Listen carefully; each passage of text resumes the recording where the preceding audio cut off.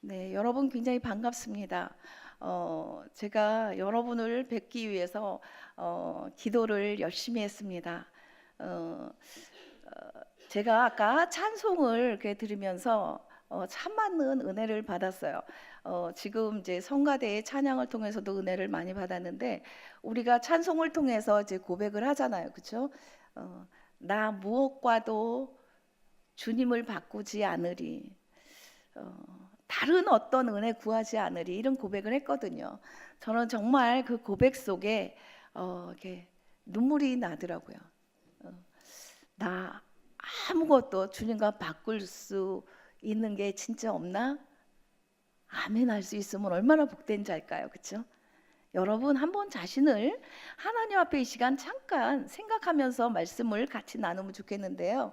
나는 내 자녀가 좋은 직장에, 사람들이 진짜 부러워하는 직장에 취업이 된 이제 앞두고 있는데 평생 주일 성수를 하기가 참 어려운 상황이다. 그런데 그거보다 좀 못 따라주지 않는 세상적으로 그런 직장인데 거기는 주일 성수가 보장되어 있다. 그러면 냉정하게 여러분, 1번이 주일 성수를 할 수 없지만 억대의 연봉을 줄 수 있는 곳이고 2번은 얼마 안 돼요. 한 2, 3천 되는데 주일 성수를 매주 할 수 있어요. 여러분 자녀가 그런 선택의 앞에 있다면 1번을 가라고 하시겠습니까? 2번을 가라고 하시겠습니까? 솔직하게 자신에게 자문자답을 해보시면 좋겠습니다. 여러분 쉽지 않은 문제죠. 그렇죠? 쉽지 않은 문제예요. 우리 지금 찬양팀이 청년같이 굉장히 젊어 보였어요. 청년일 것 같은 생각인데 어쨌든 청년들은요 결혼을 앞두고 청년 아니에요? 아 그러면 제가 이제 시력이 조금 성령의 능력으로 아주 너무 좋게 볼 수 있는 그거로 바뀌었었나 봅니다. 어쨌든 청년들이 결혼을 앞두고 선택할 때도요 정말 내가 주일 성수를 평생 잘할 수 있는 신랑감 신부감을 택할까요? 여러분 자녀들은 어떻게 결혼을 시킬까요? 조금 내려와서 여러분 자녀가 만약에 중고등부에 있다 그러면 현실적으로 중간고사 앞두고 있습니다. 근데 부흥회를 교회에서 한다고 합니다. 중등부, 고등부, 연합부흥회. 그런데 중간고사가 앞두고 있고 학원에서는 특별 보충 수업을 합니다. 여러분 교회로 아이를 보내겠습니까? 학원으로 보내겠습니까? 나는 교회로 보낸다 자신 있게. 예, 자신 있는, 예, 굉장히, 역시 해운대 제일교회 살아있는 성도님들이 굉장히 많습니다. 손은 겸손해서 안 드셨으리라고 생각이 되고요. 우리 모두는 아마 그렇게 선택해야 되지 않을까. 그렇죠? 근데 그게 현실에서는 쉽지가 않습니다. 오늘 거기에 대해서 제가 같이 한번 하나님께 기도하면서 준비한 이제 메시지를 나누고 싶은데, 제목은요 자녀 교육의 두 가지 열쇠입니다. 저는 올 한 해는 열쇠라는 거를 제가 꽂고 하루하루를 이렇게 연명하듯이 가고 있습니다. 그 이유가 있어요. 왠지 아세요? 제가 영시 예배, 우리 송구 영신 예배 있잖아요. 송구 영신 예배를 드리러 가려고 이렇게 했는데 그때는 저희 교회에서 이제 새해 인사를 성도님들한테 해야 되기 때문에 한복을, 여자들은 한복을 입으라고 이제 했기 때문에 한복을 집에서부터 입고 가면 한복 입고 어떻게 운전하겠습니까? 그렇죠? 그러니까 싸갖고 이렇게 성경책 뭐 이런 걸 다 챙겨가지고 차 키를 딱 가지고 내려갔습니다. 열심히 내려갔는데 요즘 차 키는 이제 이게 리모컨이잖아요, 그렇죠? 리모컨 차 키로 이렇게 뜩 했는데 안 열리는 거예요. 여러분 지문 양쪽에 들었는데 얼마나 순간 난감해요. 제가 차 키가 두 개가 있으니까 그 중에 이제는 새해를 맞아서 안 썼던 키를 올해는 이걸 한번 써봐야겠다. 그리고 안 썼던 키를 가지고 내려간 거거든요. 영시 예배를 이제 드리는 시점에서 새롭게 툭 안 먹는 거예요. 보니까 배터리가 오랫동안 안 써가지고 하나로만 계속 쓰니까 안 써갖고 이 배터리가 방전이 돼서 작동을 안 하는 거예요. 얼른 집에 올라가서 다른 키를 가지고 내려와서 교회에 무사히 잘 미리 갔습니다. 그런데 운전하면서 계속 저는 이렇게 훔쳤습니다. 눈을. 왜 훔쳤을까요? 눈을. 성령의 감동을 받아서. 정말 그때 생각하면 전율이 일어납니다. 왜냐하면 그때 제 마음 가운데 하나님의 음성이 들리길 배터리 방전 안 되게 살아라, 이거였습니다. 여러분, 우리 모두는요, 겉모습은 너무나도 훌륭한 그리스도인으로 포장하고 삽니다. 어느 누구도 예외 없이 우리는 교회 오면 대판 집에서 한 판 붓고 왔어도 안내위원으로 쓰면 어때요? 할렐루야, 반갑습니다. 그러면 하나님은 놀렐루야다 이러실 거예요, 아마. 안 그럴까요? 여러분, 전 그래서 2019년 땡 0시부터 출발하면서 매일같이 하루도 예외 없이 하나님께 물으면서 아침을 시작하고 하루 마치면서 기도하는 게, 하나님 아버지, 오늘도 성령의 능력을 충전시켜 주시고 오늘도 성령의 능력이 방전되지 않는 하루를 살게 해주세요. 여러분 다 충전돼 있습니까?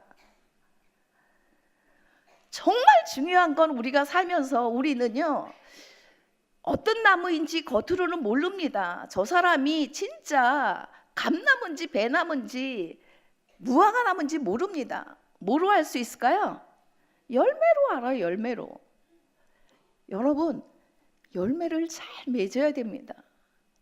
열매를 맺기 위해서는 중요한 게 뭐예요? 그 나무의 뿌리예요. 뿌리가 튼튼해야 열매를 잘 맺죠. 그런데 문제는 뿌리가 썩어 있으면 열매 맺고 싶어서 발버둥을 치는데 열매가 맺어질까요? 안 맺어집니다. 그런데 정말 가슴 아픈 건 뭐냐면, 우리 자신과 우리 모든 자녀들의 뿌리는요, 사실은 죄로 오염되어 있어가지고 성령의 능력을 덧입지 않으면 우리 뿌리는 죄로 인해서 지금 작동할 수가 없는. 그러니까 어때요? 뿌리가 썩어 있으면 열매가 맺혀도 좋은 열매를 맺힐 수가 없습니다. 여러분의 뿌리는 어떻습니까? 내가 말의 열매를 맺을 때 말이 정말 하나님 보시기에 심히 좋은 모습의 말을 하십니까? 그러면 여러분은 뿌리가 튼튼하고 건강하고 성령의 능력이 내재되어 있는 뿌리입니다. 근데 입만 열면 그 권사 때문에 내가 진짜 머리 터져, 예를 들어서 이렇게 했다. 그럼 여러분 뿌리는 병들어 있는 겁니다. 다른 사람 이렇게 할 이유가 없습니다. 내 뿌리 점검 잘해야 됩니다. 여러분 자녀 뿌리 점검 잘해야 됩니다. 그래서 저는 오늘 기도하면서 그 말씀을 하나님께 감동을 받아서 준비를 했습니다. 함께 우리가 이제 그림으로 같이 가는데, 저는 이 시간 여러분에게 간절히 바라는 소원은 딱 한 가지입니다. 이분을 만나셔야 됩니다. 누굴까요? 네, 예수님입니다. 지금 이 그림은 요한복음 4장에 나오는 수가성 사마리아 여인의 그림입니다. 인생에 진짜 갈증이 심한 이 여자, 물길로 우물가에 왔다가 예수님을 만나서 인생의 영혼의 갈증까지 완전히 해결한 이 여자가 오늘 우리 자신이 됐으면 좋겠습니다. 여러분, 제 얘기는 대단한 거 하나도 없습니다. 단지 주님께서 직접 하늘에서 얘들아 이렇게 말씀을 못 하시니까 저를 도구로 삼으셨거든요. 그러니까 중요한 건 뭐예요? 도구로, 제가 잘하든 못하든 이게 중요한 게 아니고, 하나님은 이 시간 제가 필요해서 여기다 세웠거든요. 그러니까 여러분은 저를 진짜 뭐 어쩌고 저쩌고 이게 외모나 모든 걸 판단하실 게 아니고 여러분에게 전달되는 하나님의 음성은 뭘까 이거에 초점 맞추시면 반드시 예수님을 만날 수 있습니다. 왜냐? 하나님은 영이시기 때문에 우리가 영과 진리로 예배할 때 만나 주신다고 약속하셨거든요.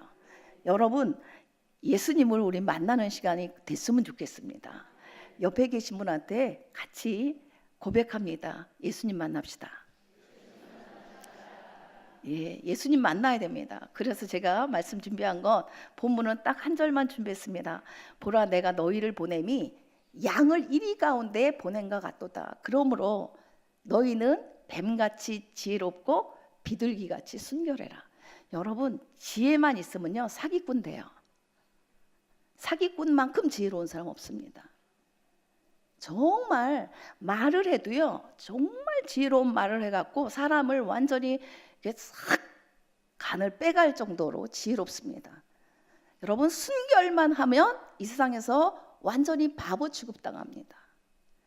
하나님께서 우리에게 원하시는 게 과연 어떤 걸까? 이 시간 기대하면서 하나씩 갔으면 좋겠습니다. 우리는 예수님이 이게 직접 하신 말씀이죠. 예수님이 제자들을 파송하면서 하신 말씀이 예수님은 전능하신 하나님이시니까 다 아시는 거예요. 한 시간 뒤에 무슨 일이 일어날지, 니네들이 나가서 어떤 지금 일이 벌어질지 미리 아시잖아요. 그러니까 예수님이 그 딱한 우리의 연약함을 아시기 때문에 하신 말씀이 뭐냐면 너희는 뱀같이 지혜롭고 비둘기같이 순결해라. 여러분, 우리가 지금 여러분은 해운대 사시잖아요. 너무 좋은 동네죠, 해운대. 모든 부산 사람들이 이렇게 선망하고 있는 동네입니다. 근데 저는 한동안은 가장 부산에서 사람들이 이렇게 불쌍하게 볼 수 있는, 그러나 저는 굉장히 자부심을 갖고 있는 우리 고신대가 있는 영 아일랜드에서 25년을 살았습니다. 영 아일랜드라고 저는 거기는 대학이 2개씩이나 있거든요. 네. 그런데 여기는 해운대는 해운대 하나밖에 없잖아요. 근데 거기 해양대도 있고 고신대도 있습니다. 중요한 건요, 여러분이 이 좋은 곳에 사시지만 뱀 같은 지혜만 갖고 사시면 안 됩니다. 제가 여기 해운대에 상당히 여러 번 왔었거든요. 이게 여러 가지 집회를 섬기느라고. 근데 해운대에 계신 부모님들의 특징은 부산 어디서도 찾아볼 수 없는 그 온 마음과 뜻과 정성을 다해서 자녀들에게 올인하는 모습, 열정이 대단합니다. 제가 볼 때 그 열정에 10분의 1만 주님께 올인하면 아마 부산이 복음화되는데 놀라운 기여를 하지 않을까 그렇게 싶습니다. 여러분, 지금 하나님은 이 말씀 가운데 우리에게 뭘 원하실까? 자녀에 대해서 오늘 자녀 교육에 초점이니까 자녀를 생각해 보겠습니다. 여러분 자녀 안녕하십니까? 여러분 가정의 자녀, 여기 할머니 할아버지들도 계시겠는데 여러분 손주들에게 내가 갖고 있는 신앙을 잘 전수하고 계십니까? 사실 저는 10년 정도 이렇게 중등부 전도사 사역을 한 적이 있습니다. 영 아일랜드에서. 그 친구들이 지금은 다 성장해서 이제 성인들이 다 됐는데요. 여러분, 우리가 목숨 걸어야 될 게 어디에 있을까요? 내 자녀에게 진짜 목숨 걸어야 될 부분이 있다면 어디에 목숨 거시겠습니까? 성적입니까? 등급입니까? 여러분, 등급에 목숨 거는 순간 우리는 한순간도 내 영혼 평안회를 고백할 수가 없습니다. 그게 현실입니다. 왠지 아세요? 1등 한다고 여러분 안심되나요? 그 다음에 또 1등 못할 수도 있는데 1등 하는 사람이 제일 불쌍합니다. 1등 떨어질까 봐. 저도 1등 해봤습니다. 이 1등을 고수하기 위해서 엄청 몸부림쳐야 됩니다. 어느 누구도 2등은 1등을 해야 되니까 더 힘들고 어느 누구도 내 영혼 평안해야 할 자가 아무도 없습니다. 여러분, 진짜 자녀를 사랑한다면 내 자녀가 지금 행복한가?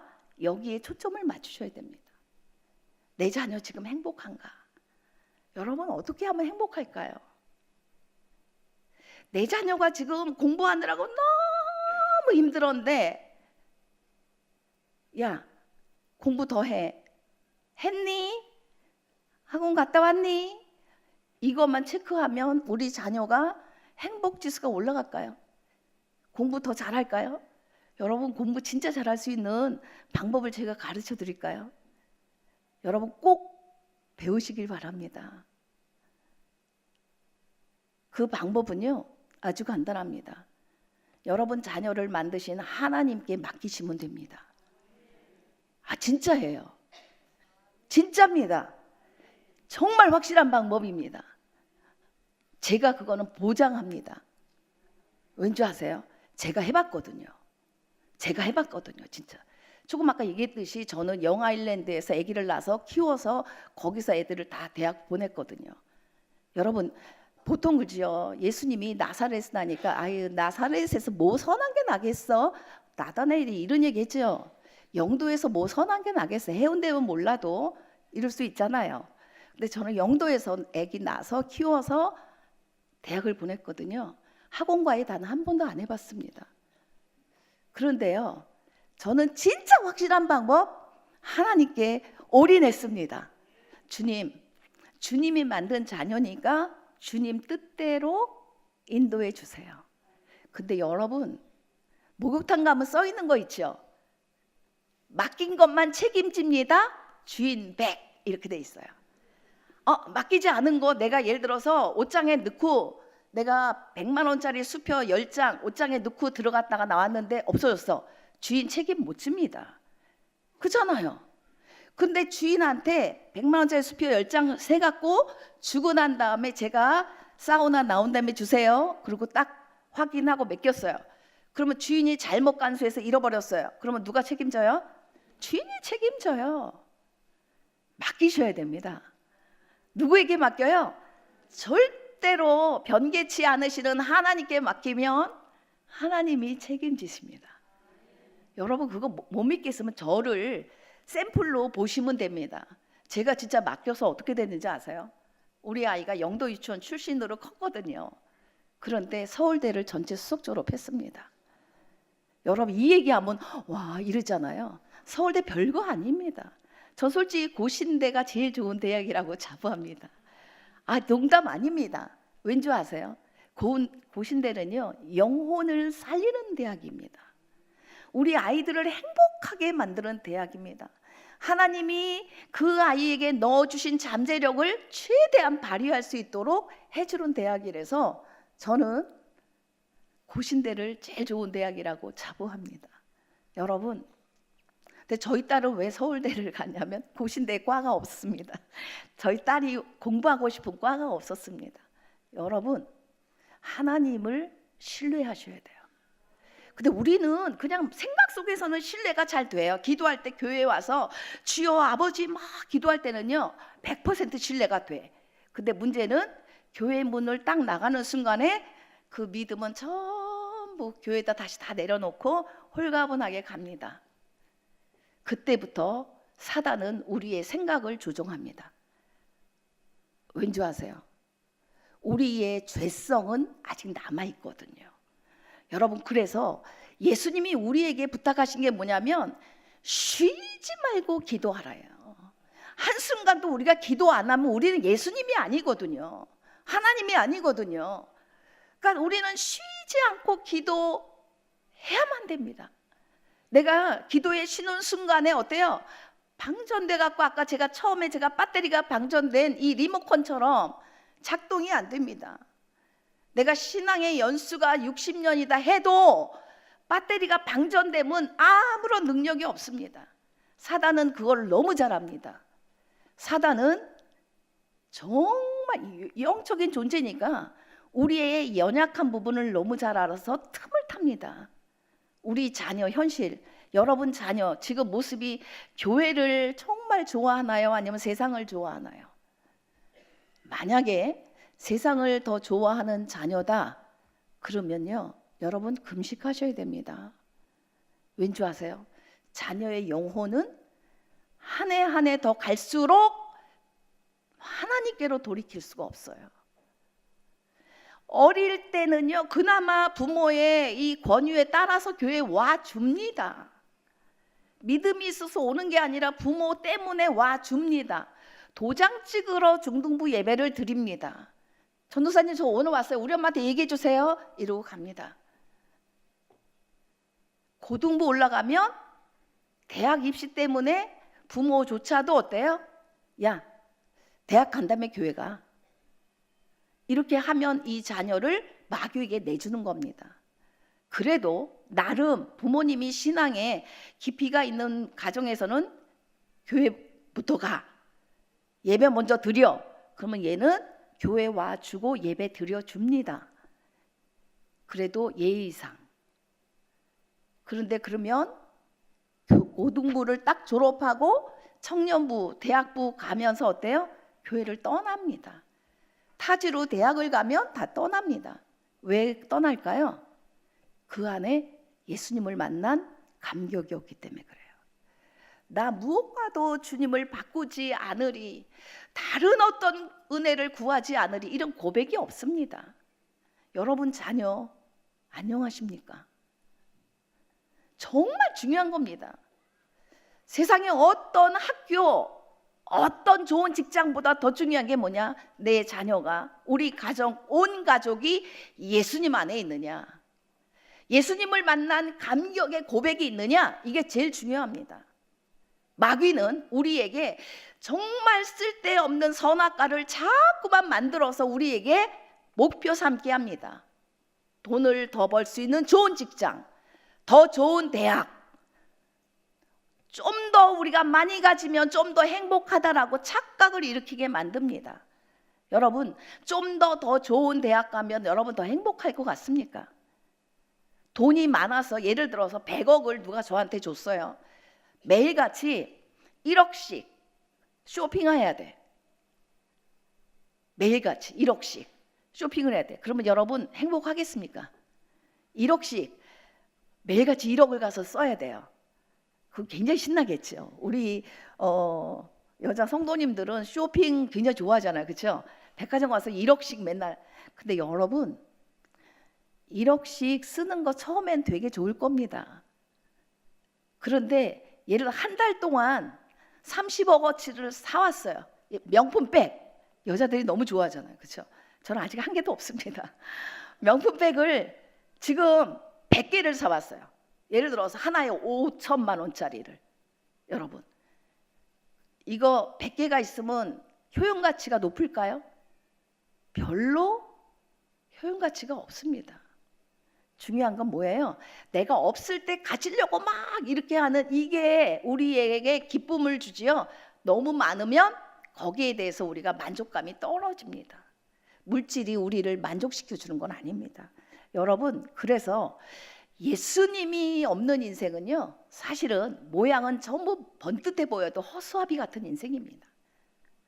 여러분도 진짜 나는 주님과 아무것도 바꾸지 않을 수 있어, 이런 믿음의 고백이 있으면요, 단칸방에 살아도 할렐루야 행복할 수 있습니다. 여러분이 한 끼밖에 먹을 게 없으면 할렐루야 하나님, 남들은 먹을 게 너무 처덕처덕 많아갖고 다이어트 한다고 돈 들여가면서 힘들어하는데 저에게는 자동 다이어트 할 수 있게 해주셔서 진짜 감사합니다.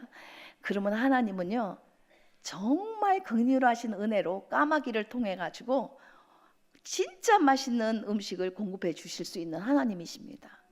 여러분, 여러분의 하루하루는 허수아비 같이 사십니까? 아니면 생명의 능력이 내 안에 넘치는 진짜 예수님 짜리 인생을 사십니까? 고민하셔야 됩니다. 하나님께서 우리에게 자녀를 주시고 부모가 되게 했는데 우리가 살고 있는 이 시대는 과연 어떤 시대인가? 이 시대를 제가 짧게 두 가지로 정리를 한번 해드리겠습니다. 우리가 살고 있는 이 현대 사회의 특징은 첫 번째, 짝퉁과 진품이 공존합니다. 어떤 게 짝퉁이고 어떤 게 진품인지 모르는 시대입니다. 짝퉁이 더 진품 같습니다. 여러분 신앙도 그렇지 않을까요? 내가 짝퉁일 때 오히려 더 진짜처럼 행동할 때가 참 많아요. 여러분 모르겠는데 제가 그렇더라고요. 제가 그 남편이 이제 연구년으로 잠깐 외국에 이제 나가 있는 기간이 있어가지고 혼자 지내는 시간이 있었거든요. 그런데 이 혼자 지내면서 할 게 없잖아요. 그러니까 깊이 저녁 때마다 하나님께 무릎 꿇고 기도하는 시간을 많이 가졌어요. 왜냐하면 남편이 지금 없으니까 혼자 있잖아요. 그러니까 계속 하나님께 깊이 기도하는데 기도하면 할수록 제가 너무 짝퉁이고 너무 죄인이라는 게 너무너무 비춰지는 거예요. 내 안엔 정말 쓰레기 같은 이 탐욕 이런 게 너무 많구나. 근데 기도하면 할수록 회개하면 할수록 더 많은 거예요. 그래갖고 한 날은 남편한테 메일을 쓰면서 그랬어요. 여보, 내가 진짜 죄인인 것 같아. 막 그랬더니 제 남편이 뭐라고 답장이 왔냐면 내가 없는 동에 뭐 큰 잘못한 거 있어? 이렇게 왔어요. 근데 나중에는 물론 남편이 이제 농담으로 이렇게 한 거를 이제 얘기를 했는데 예수님을 알아가면 알아갈수록 내가 진짜 짝퉁이구나. 내가 예수님 짤이라는 게 너무 짝퉁이구나. 너무 짝퉁인 거예요. 여러분, 정말 예수님을 우리가 직접 뵌다면 뵐 수가 없을 것 같아요. 제 생각엔. 그래서 하나님은 천국에 사실 우리를 다 초대해서 불러서 우리가 한 번 태어나면 다 죽게 돼 있잖아요. 죽은 다음에 심판이 있다고 그랬죠. 그런데 하나님이 천국에 우리를 부르실 때 야, 너는 나한테 잘 보였으니까 너는 1등석. 야, 너는 저 끝에 문가에 있어. 절대 이루지 않을 것 같아요. 하나님은 우리를 다 오라 하는데 이건 순전히 제 생각입니다. 성경과 무관한 제 생각. 하나님 앞에 갈 때요, 내가 이 땅에 사는 동안에 구원받고 내가 성화가 잘 된 사람은 하나님 가까이 가도 눈이 덜 부신 거예요. 왜냐하면 그만큼 내가 성화가 됐으니까. 근데 이 땅에 살면서 내가 하나님하고는 조금 거리 두고 살았다. 그럼 구원은 받았지만 어때요? 하나님의 영광의 찬란한 빛 앞에 가지 못하니까 스스로 알아서 저기 구석에 갈 것 같아요. 여러분, 그렇지 않을까요? 짝퉁이십니까? 진품이십니까? 옆에 계신 분한테 한번 여쭤보세요. 너무 진지해요. 혹시 권사님, 집사님 짝퉁이세요? 진품이세요? 네, 여러분, 짝퉁되면 안 됩니다. 짝퉁되면 안 됩니다.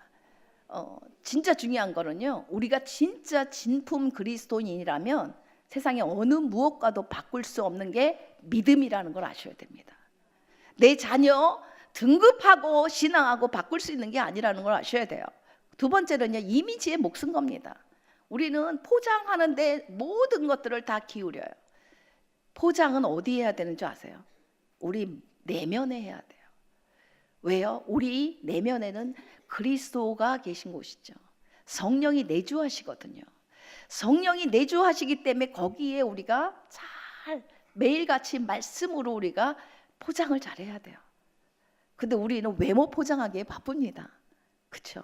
세 번째는요, 접속이 중요한 시대를 살고 있습니다. 어디에 접속하느냐에 따라서 우리의 삶은 하늘과 땅 차이입니다.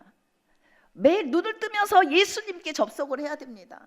하나님께 접속을 해야 돼요. 하나님, 오늘도 하나님이 없으면 난 살 수 없어요. 하나님, 내가 흔들릴 수밖에 없어요. 아까 기도하시는 우리 집사님인지 장로님인지 모르겠지만 어쨌든 기도하실 때 제가 굉장히 은혜 받았어요. 하나님, 우리는 흔들릴 수밖에 없는 존재입니다. 흔들릴 수밖에 없는 연약한 존재입니다. 그렇기 때문에 예수님께 접속돼야 돼요. 여러분이 예수님께 접속되기만 하면 우리에게는 부족함이 없어요. 네 번째입니다. 이게 우리 애들한테 굉장히 힘든 영향을 주는데 혼동과 혼란의 성문화 시대예요. 애들이 너무 SNS 통해서 인터넷 매체 여러 가지를 통해서 음란물에 너무 젖어 있습니다. 제가 오늘은 그게 주제가 아니니까 준비를 안 했는데요. 제가 어저께 어떤 곳에 가서 아이들 집회에 가서 그 성 문제에 대한 것들을 통계를 통해서 했는데 애들이 너무 놀라면서도 예수님 앞에 나오더라고요. 우리는 어떻게 살아야 되느냐? 역설의 진리로 살아야 됩니다. 그리스도인들은요, 드러내는 게 아니라 나를 주님 앞에 부인하면서 십자가를 붙잡고 나가야 되는 이런 시대가 오늘날의 시대고요. 문화는 어떻게 바뀌고 있느냐? 문화는 세 가지의 전환이 일어납니다. 하나는요, 진리에 대해서 관심이 없어요. 어른들도 애들도 진리에 대해서 관심이 없어요. 진리보다 중요한 건 뭐냐? 쾌락, 명예, 풍요로운 부, 돈이 중요한 시대예요. 제가 우리 고신대 이제 신입생들이 이제 들어오면 처음에 만나서 애들한테 물어봅니다. 야, 너의 희망이 뭐니? 애들이 뭐라고 대답할까요? 100%입니다. 한 명도 예외 없이 돈 많이 버는 거예요. 전부 돈입니다. 돈. 이 시대는요, 사단이 다른 거로 유혹하지 않습니다. 돈으로 유혹합니다. 돈이 선악과입니다. 두 번째입니다. 진리에 대한 기준이 없습니다. 무엇이 옳고 그른가의 문제보다 중요한 게 뭐예요? 내가 하고 싶은 게 진리예요. 그러니까 아이들도 자기가 하고 싶은 게 최고인 거예요. 내가 하고 싶은 거, 내가 느끼는 거. 그래서 이 시대는 느낌이 중요한 시대입니다. 그래서 애들이 필이 꽂혀야 공부도 합니다. 필이 꽂히지 않으면 공부도 안 합니다. 그래서 재미나는 건 뭐냐면 아이들에게 필을 제대로 꽂아주면 아이들이 잘 따라온다는 거죠. 세 번째입니다. 세 번째는 진리에 대한 통일성이 상실된 시대입니다. 그래서 진리에 대한 통일성이 없기 때문에 제각기 자기가 느끼고 자기가 생각하는 거가 최고라고 생각합니다. 그러니까 부모님들도 마찬가지입니다. 부모님이 지금 생각하는 게 최고입니다. 그러니까 아이들이 행복하지 않아도 부모님이 생각하는 게 이게 진리라고 생각하면 밀어붙입니다. 해운대보다 더 확실하게 비이성의 시대를 살고 있는 곳이 서울 강남입니다. 강남 서초동의 엄마들 정말 무서울 정도로 메모장이 진짜 성경보다도 훨씬 더 빽빽합니다. 여러분, 이런 시대에 우리 아이들이 살고 있습니다. 우리도 이런 시대에 살고 있습니다. 그래서 교육이 왜 실패하느냐? 크게 두 개로 보면요, 대상에 대한 인식을 우리는 잘 못해요. 가르치면 다 될 것 같아요. 과거처럼 계속 주지적으로 가르치면 될 것 같지만 가르쳐서 되진 않습니다. 과거에는요, 계속 가르치는 데 힘썼다면 지금은 아이들을 이해하고 아이들을 돌봄으로 이끌어가야 됩니다. 그리고 두 번째는요, 믿음으로 산다는 거에 실제를 보여줘야 돼요. 믿음으로 산다는 것이 뭔지, 믿음으로 사는 실제를 보여주는 게 사실은 가장 어렵습니다. 저도 우리 자녀 둘이 있는데 둘을 키우면서요, 사실 제가 교회에서는 중등부 애들 전도사고 집에 가면 엄마였습니다. 우리 애들이 중등부 있는데 얼마나 힘들었을까요? 여러분, 지금 예를 들어서 중등부 교사 하시는 부모님들 계시죠? 중등부 자기 자녀가 있는데 진짜 이거는 골고다입니다. 왜요? 자녀에게 이렇게 해, 이렇게 안 하죠? 야, 너 죽을래? 빨리 못해? 막 이래요. 갑자기 돌변해요. 집에서의 엄마의 모습, 교회에서의 엄마의 모습이 하늘과 땅이겠죠. 저 같은 경우는 그랬어요. 교회에서는 할렐루야, 우리 친구들 진짜 반가워요 막 이러는데 집에 가면 죽을래? 그러면 우리 애들이 제일 예수님을 안 믿을 거 아니에요. 이중인격, 나 진짜 저런 예수는 안 믿어, 이럴 수 있잖아요. 저는 그런 사람이었거든요. 그래서 제가 택한 건 딱 한 가지입니다. 제 힘으로 안 되거든요. 능으로 안 되잖아요. 매일같이 한 자녀에서 1시간씩 2시간 두 자녀니까 무릎 꿇고 하루도 빠짐없이 하나님 앞에 단언했습니다. 하나님, 제 힘으로 안 돼요. 우리 애들 잘 키우고 싶은데, 정말 잘 키우고 싶은데 제 힘으로 안 돼요. 제가 믿음으로 살려고 발버둥을 치는데 우리 가족 안에서는 안 돼요. 그때 제가 깨달은 게 뭔지 아세요? 내 자녀가 아니다. 이 자녀는 내 자녀가 아니다. 하나님의 자녀다. 여러분, 부모님들은요, 얘는 내 자녀 아니다 이러고 키우면 됩니다. 선생님들은 얘는 내 자녀다 이렇게 생각하고 가르치면요 정말 잘 됩니다. 내 자녀라고 생각하는 순간 우리는 욕심이라는 게 들어가요. 그 다음에 이 세상에서 아무 자격증도 안 받고 역할을 할 수 있지만 아주 어려운 게 있다면 뭘까요? 부모 자격입니다. 부모는 자격증이 없죠. 부모 여러분 자격증 받으셨습니까? 운전하려면요, 이거는 살아있는 게 아니지만 운전 면허증이 있어야 됩니다. 근데 우리 자녀는 내 뜻대로 움직여지지 않는데도 우리는 면허증 없이 그냥 부모가 됩니다. 좌충우돌 합니다. 여러분, 하나님이 우리에게 맡겨준 자녀 어떻게 키워야 될까? 지금부터 세부적인 걸 제가 조금 몇 개 짚겠습니다. 바람직한 자녀 이해, 그리고 어떻게 하면 교사로서의 역할, 부모로서의 역할을 잘할 수 있을까? 방법이 뭘까? 핵심은 맡기세요. 누구한테 맡겨야 될까요? 하나님께 맡겨야 돼. 아, 됐다, 이제 확실한 거 맡기는 거다. 맡긴다는 거는요, 내 팽개치는 게 절대 아닙니다. 맡기는 거는요, 내가 관심을 가지고 매일같이 맡긴 거에 대해서 확인해야 됩니다. 그래서 제가 2시간씩 기도한 거예요. 하나님, 맡긴 거 아시죠? 하나님, 제 자녀 하나님께 맡긴 거 아시죠? 누가 책임져요? 하나님이 책임지세요. 나는 매일같이, 우리가 예를 들어서 한번 맡기고 나서 하나님께 맡겼으니까 하나님이 알아서 하실 거고 우리는 땡 이러면요, 쉬지 말고 기도해라 뺐을 거예요. 아마 하나님이 하실 수 있지만 하나님은 우리에게 쉬지 말고 기도하면서 하나님을 향하길 바라시는 겁니다. 하나님을 향해 있을 때 하나님은 우리에게 내 자식에 대한 욕심과 기대감을 내려놓게 만듭니다. 여러분, 우리가 예수님을 믿으면서 가장 행복할 때가 언제인 줄 아세요? 자유함을 누릴 때예요. 요한복음 8장 32절에 예수님이 그렇게 말씀하셨죠. 진리를 알지니 진리가 너희를 자유케 하리라. 참 진리 되신 예수님께 맡기고 그 예수님을 아는 것만큼 우리는 자유할 수 있습니다. 여러분, 나는 그럼 어떤 부모고 어떤 교사일까? 3가지로 한번 빨리 점검해 보세요. 나는 행복한가? 행복한 교사, 행복한 부모일까? 아니면 난 진짜 부모 자격증 취득한 부모일까? 내 안에는 열등감의 상처가 완전히 치유된 이런 부모일까? 여러분, 제가 이걸 왜 썼냐면 열등감이 내 안에 많을수록 자녀에 대한 기대감이 더 커집니다. 쉽게 얘기해서 내가 가방끈이 짧아요. 그러면 나는 자녀에 대해서 가방끈 길게 만들고 싶은 욕망이 엄청나게 불일 듯 일어납니다. 내가 너무 돈 때문에 너무 힘들었어요. 그럼 자녀에게 돈에 대한 열망이 훨씬 높아집니다. 여러분, 내려놓으셔야 돼요. 내려놓지 않으면 우리는 이렇게 힘든 인생을 살 수밖에 없어요. 여러분도 저도 주님께 맡기지 않는 한 우리는 눈물 흘릴 수밖에 없습니다. 그래서 자녀를 실패하지 않으려면 어떻게 되냐? 자녀에 대해서 인식을 잘해야 돼요. 내 자녀는 과연 어떤, 지금 제일 중요한 첫 번째 인식은 뭐냐? 내 자녀는 예수님 짤이 확실한가? 지금 내 자녀가 사고가 나서 만약에 죽는다 해도 내 자녀는 확실하게 천국 갈 자신이 있나? 점검하셔야 됩니다. 우리는 엄청나게 위험한 시대를 살고 있습니다.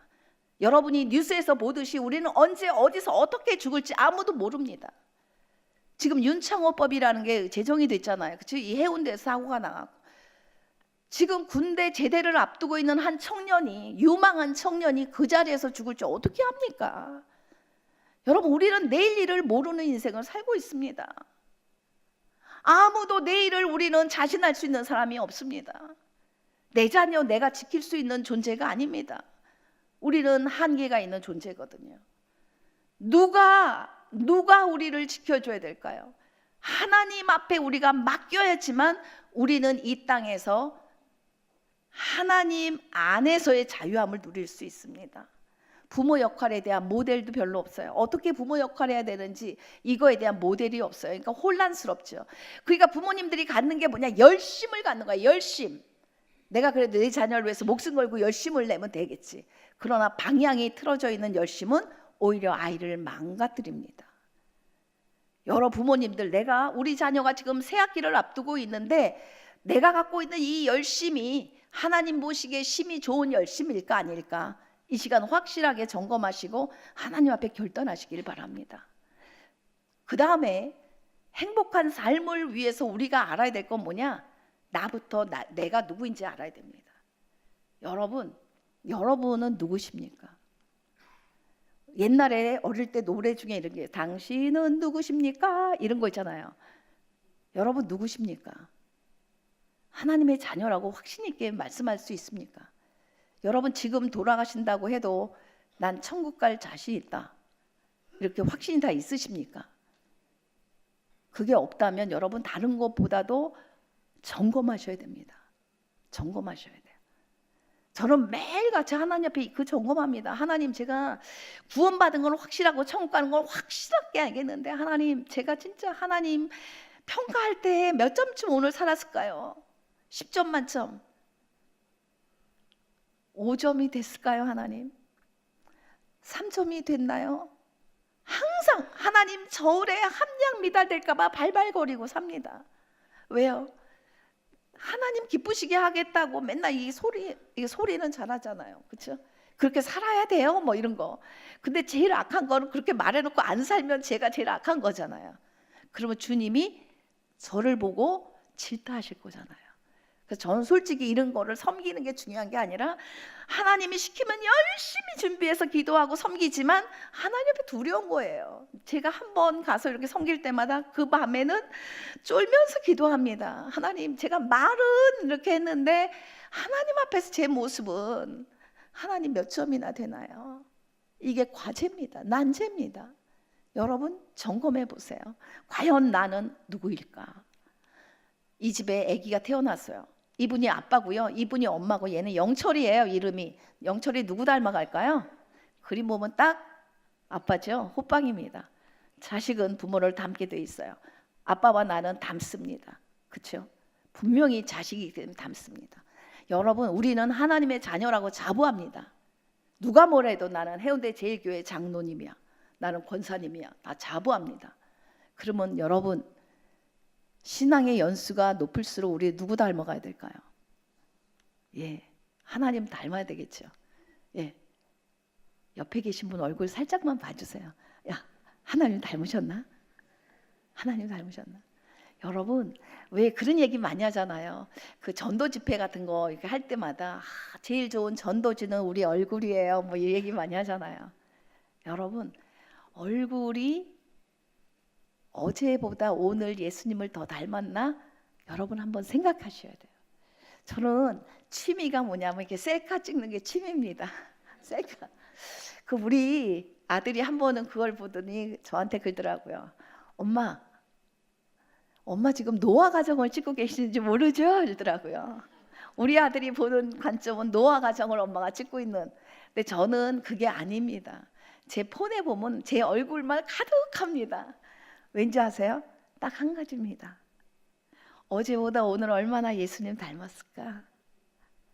그거 하나입니다. 제 주름이 이렇게 생기는 건 당연한 자연 이치잖아요. 그렇죠? 그런데 주름 생기는 거는 두렵지 않고 어제보다 오늘 얼마나 예수님 닮았을까? 다른 사람이 나를 볼 때 지난주보다 이번 주에 얼마나 나를 보면서 하나님의 영광을 볼 수 있을까? 이게 저의 숙제입니다. 여러분 닮으셔야 돼요. 닮아야 돼요. 우리는 천국 가는 그날까지 예수님 닮아야 됩니다. 그렇게 되면요, 이렇게 항상 스마일 할 수가 있어요. 여러분 얼굴 찡그리지 마세요. 왜냐하면 우리 안에 계신 성령님이 우리에게 기쁨이 되시잖아요. 항상 기뻐해라. 항상이에요. 어떤 일 때문에 기쁜 게 아니라 우리는 존재 자체가 우리 안에 성령님이 계시기 때문에 기뻐할 수 있는 거예요. 아무리 우리가 고난 가운데 있다 할지라도, 사방으로 우겨싸임을 당한다 할지라도 쌓이지 않을 수 있는 건 성령께서 내주에 계시기 때문에. 여러분, 그러면 우리는 이런 어린아이처럼 염려 근심 걱정이 없어요. 그래서 여러분 알아야 되는 건, 우리 부모가 화가 나면 자녀는요 부모가 그리는 한 폭의 그림이라는 사실을 알아야 돼요. 부모가 오늘도 대판 부부싸움 한다? 그러면 자녀에게 어두운 색깔의 그림을 그릴 거예요. 부모가 하나님 앞에 함께 예배드리고 찬양하고 기도하면 어때요? 자녀는 밝은 색깔이 그려지겠죠. 그렇다면 여러분은 어떤 그림을 자녀에게 지금 그리고 계실까요? 어떤 그림을? 여러분의 자녀의 존재 가치는요, 여러분이 자녀에게 얼마나 하나님의 사랑으로 사랑했는가에 따라 달라집니다. 내가 갖고 있는 탐욕스러운 집착적인 사랑이 아니고 하나님의 사랑으로 얼마나 내가 용납하고 수용해 줬는가. 여러분, 지금 애들을 우리가 키우면서 내가 할 수 없지만 그래도 내가 하나님께 지혜를 구해서 할 수 있는 두 가지 키를 제가 마지막 점검하고 마치도록 합니다. 키를 제가 여러분에게 알려드리는데, 행복한 자녀로 키울 수 있는 방법 뭘까요? 좋은 부모가 돼야 돼요. 내가 좋은 부모, 좋은 교사가 되면 자녀는 행복하게 키울 수 있습니다. 내가 자녀를 양육할 수도 있고 사육할 수도 있습니다. 헐, 무슨 사육 뭐 이럴지 모르는데 요즘 부모님들은요, 양육보다 사육하는 부모님도 참 많습니다. 사육은 뭐냐면 자녀의 영혼에 대해서는 관심이 없고요, 잘 먹이고 좋은 학원 보내고 이건 사육입니다. 양육 아닙니다. 오해하시면 안 됩니다. 여러분은 양육하시는가요? 사육하시나요? 네, 원숭이 여러분 기냥이 예쁘죠? 원숭이와 우리 자녀가 다른 한 가지가 있다면 뭐가 다를까요? 뭐가 다를까요? 얘는 죽으면 흙으로 그냥 갑니다. 끝입니다. 우리 자녀들은 절대로 흙으로 가는 걸로 끝나는 존재가 아닌 걸 다 아시잖아요. 그렇죠? 인간에게는 영이 있습니다. 하나님의 형상이 담겨 있어요. 하나님의 형상을 우리는 가지고 있는 영적인 존재이기 때문에 아무리 우리가 육적으로 만족을 해도 만족할 수 없는 존재입니다. 그래서 여러분, 첫 번째 키 제가 말씀드리고 두 번째 키 말씀드리면 마치는데요. 첫 번째 키 뭘까요? 기대하시고 같이 한번 읽어보실까요? 제가 기도하면서 하나님 앞에 첫 번째 키를 뭘 드리고 와야 될까요? 막 발버둥 치면서 지혜를 구했어요. 하나님께서 저에게 깨우쳐 주신 게 첫 번째 키가 바로 전도서 3장 11절 말씀입니다. 같이 합독해 보시겠습니다. 하나님이 모든 것을 지으시되 때를 따라 아름답게 하셨고 또 사람들에게는 영원을 사모하는 마음을 주셨느니라. 여러분, 우리 모두에게는요, 영원을 사모하는 마음이 있습니다. 그래서 하나님을 안 믿는 사람도요, 돌부처도 찾아갈 수 있고요, 큰 나무를 성황당 만들어 섬길 수도 있어요. 왜요? 모두에게는 영원을 사모하는 마음을 넣어주셨기 때문에 우리 안에는요, 신을 만들어야 하다못해 내 주먹을 믿어 자기 주먹이 신이 되는 뭔가의 영원에 대한 사모하는 걸 우리 안에 다 있다는 사실이죠. 우리 자녀를 잘 키울 수 있는 첫 번째 키는 뭐냐? 영원을 갖고 있는 자녀이기 때문에 영원의 만족을 누릴 수 있도록 해줘야 돼요. 영원의 만족을 누릴 수 있게 해주는 방법이 뭘까요? 예수님을 만나도록 해야 돼요. 가장 중요한 첫 번째 키는 예수님 만나게 해야 돼요. 확실하게 예수님 만나게 해야 돼요. 저는 두 자녀를 키우면서 두 자녀 모두 제가 중등부 전도사 할 때 우리 부서에서 눈물 콧물 쏟으면서 이 자녀들을 위해서 하나님께 맡기고 기도할 때 둘 다 예수님을 인격적으로 만났어요. 저는 그게 무엇보다 감사합니다. 세상에 어떤 것보다 감사한 게 뭐냐? 두 자녀가 다 성장해서 예수님 제1주의로 산다는 거예요.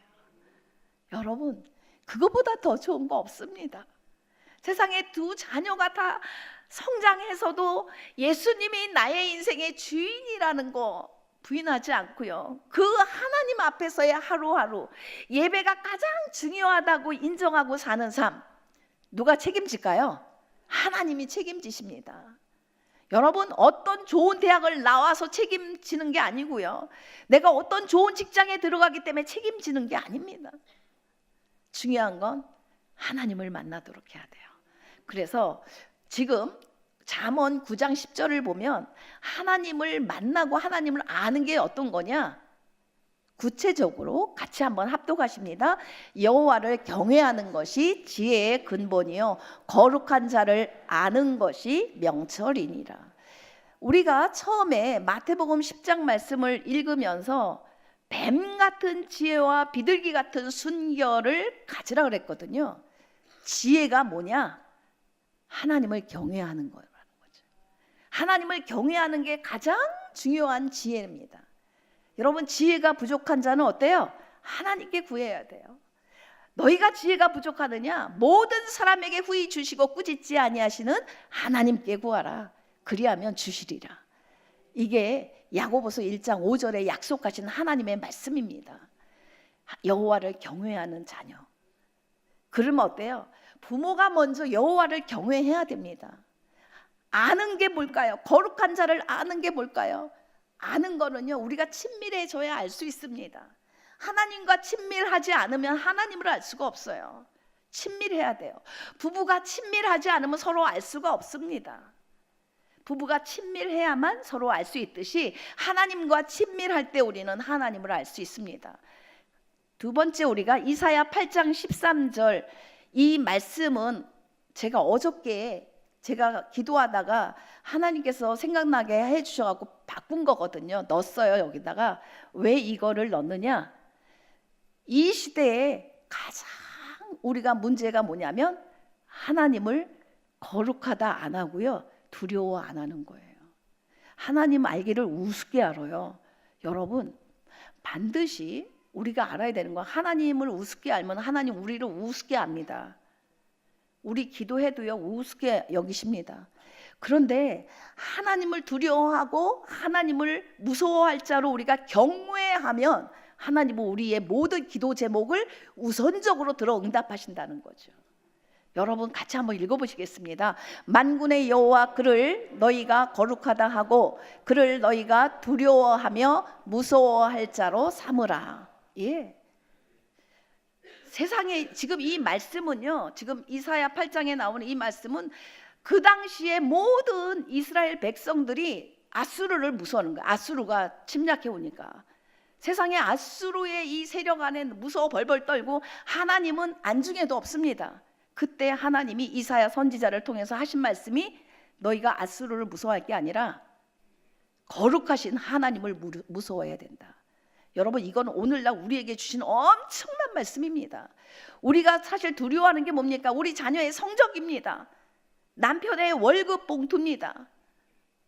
얼마나 우리가 지금 이 세상을 살면서 현대의 세상에서는 사단이 여러 가지로 우리를 흔드는지 모릅니다. 이때 우리 자녀의 성적 때문에 두려워할 게 아니고요, 오르고 내림 때문에 우리가 슬퍼하고 일희일비할 게 아니고 여호와 하나님을 두려워할 수 있어야 돼요. 여호와 하나님을 두려워할 수 있는 믿음으로 산다면 어때요? 우리가 기도를 쉬는 죄를 범하면 안 됩니다. 자녀를 위해서, 나라를 위해서, 교회를 위해서 기도 쉬는 죄를 범하면 안 됩니다. 왜요? 하나님을 두려워하기 때문에. 하나님을 우리가 우습게 여기는 것만큼 우리는 환난과 고통 속에서 헤맬 수밖에 없습니다. 여러분, 두 번째 키 제가 알려드리겠습니다. 두 번째 키는요, 우리가 지혜롭고 순결해라 그랬잖아요. 순결은 뭐냐? 여호와의 교훈은 정직하고 마음을 기쁘게 하고 여호와의 계명은 순결하여 눈을 밝게 하도다. 이 말씀에서 우리에게 깨우쳐 주는 거 뭐냐? 하나님의 말씀만큼 우리를 아주 순결하게 만들 수 있는 게 아무것도 없다는 거예요. 하나님 말씀의 거울에 비춰볼 때만 우리가 순결해질 수가 있어요. 세상 어떤 것도 우리가 순결할 수 있는 게 없습니다. 여러분, 우리 자녀와 더불어 뭐 해야 되느냐? 이겁니다. 바로 하나님 말씀을 가까이 하셔야 돼요. 자녀에게 다른 공부하기 전에 하나님 말씀을 읽을 수 있는 훈련시켜야 됩니다. 부모가 큐티하는 것을 자녀에게 보여주셔야 됩니다. 여러분이 하나님 말씀을 즐겁게 읽고 묵상하는 걸 자녀가 볼 수 있어야 됩니다. 여러분, 자녀 앞에서 얼마나 묵상하는 것을 보여주고 사십니까? 부모가 가능하면, 요즘엔 너무들 바빠서 함께 가정예배 드리는 것도 너무 어려운데 가정예배 함께 못 드리면 자녀가 혹시라도 폰을 사용하고 있으면 매일같이 아빠들은 말씀 한 구절씩 자녀에게 보내줘야 됩니다. 여러분, 아빠 여러분, 매일같이 자녀가 핸드폰 갖고 있는 자녀라면 다른 것보다 말씀 한 구절씩, 아빠가 큐티한 말씀, 아빠가 못하는 가정은 엄마가 하셔야 됩니다. 엄마가 큐티한 말씀을 자녀에게 넣어줘야 됩니다. 이 자녀가 읽든 안 읽든 무조건 엄마가 아빠가 보낸 말씀에는 반응해라. 아멘 아멘. 하트 날려.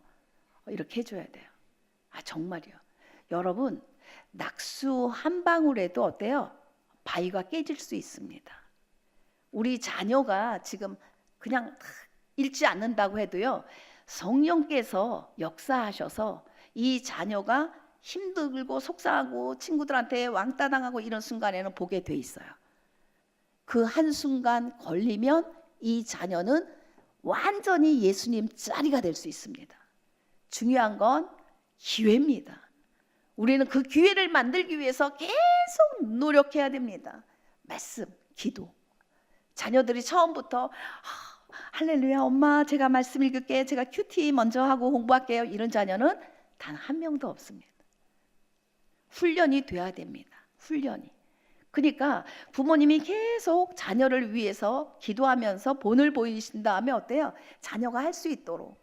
여러분, 애들이 왜 공부를 싫어하는 줄 아세요? 공부 싫어하는 이유 가르쳐 드릴게요. 공부를 못해서 그래요.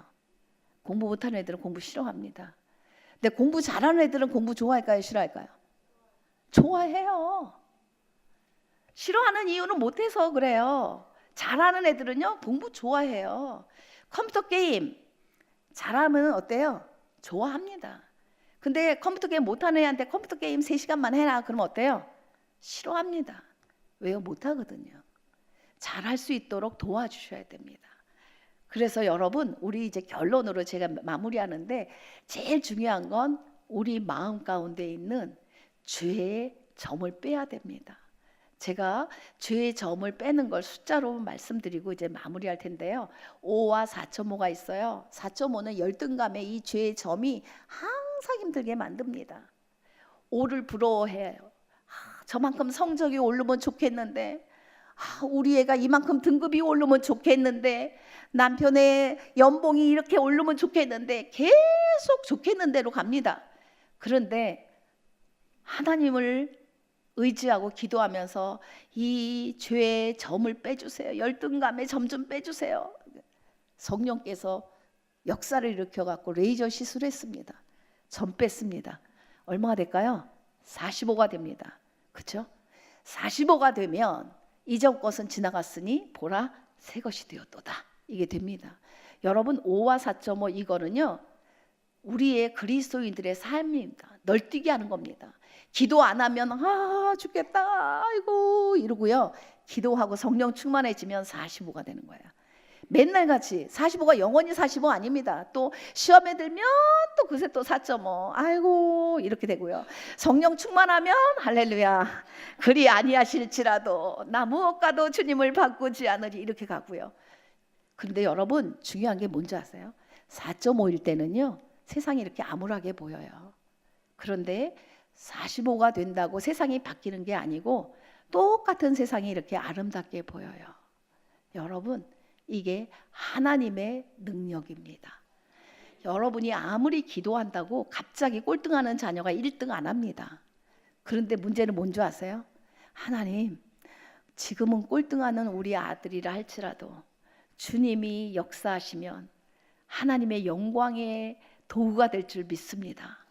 그러면 하나님이 어느 날 갑자기 뒤돌아 이렇게 됩니다. 뒤돌아 하면 어때요? 할렐루야입니다 진짜. 그러면 꼴찌가 1등이 될 수도 있습니다. 여러분, 제 아들이 그렇게 역사를 이루었습니다. 진짜입니다. 받아쓰기 10점 인생에서 지금 완전히 하나님께서 뒤돌아 해서 과학자의 길을 걷고 있습니다. 여러분, 하나님을 신뢰하세요. 하나님 신뢰하세요. 자녀에게 줄 수 있는 가장 중요한 선물 하나 여러분에게 말씀드리고 마칠 텐데요. 가장 최고의 선물은 뭘까요? 여러분 자녀에게 줄 수 있는 최고의 선물, 시간 가니까 제가 알려드릴게요. 행복한 부모의 모습이에요. 절대 자녀 앞에 싸우지 마세요. 싸울 일이 있으면 나가서 싸우세요. 나가서 대판 싸우시고요. 그 다음에 해운대 백사장 걸으면서 동백섬 돌면서 살래 말래 막 시고 싸우고 돌아올 때는 케이크 싸고 들어오세요. 여러분, 자녀 앞에 절대 싸우지 마시고 자녀 앞에 하나님의 영광 가리운 일을 하지 마시고 행복한 모습을 보여주세요. 왠지 아세요? 그게 자녀에게 비료가 됩니다. 결론입니다. 좋은 부모는요, 하나님께 맡길 때 가능해요. 그리고 주님과 동행하는 나의 모습을 자녀에게 보여줄 때 롤 모델이 잘 될 수 있습니다. 그리고 자녀에게 하나님께서 이 자녀에게만 독특하게는 잠재력이 있거든요. 뭘 해도 그거는 잘하게 만든 게 있습니다. 그거가 잘 발현될 수 있는 부모가 될 수 있도록 그렇게 안내자 역할을 잘 하시면 될 것 같습니다. 기도하시겠습니다.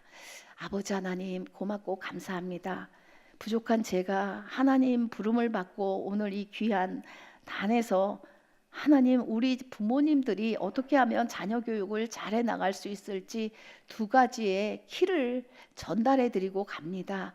아버지, 우리 모두는 연약하기 때문에 하나님 금방 잃어버릴 수밖에 없습니다.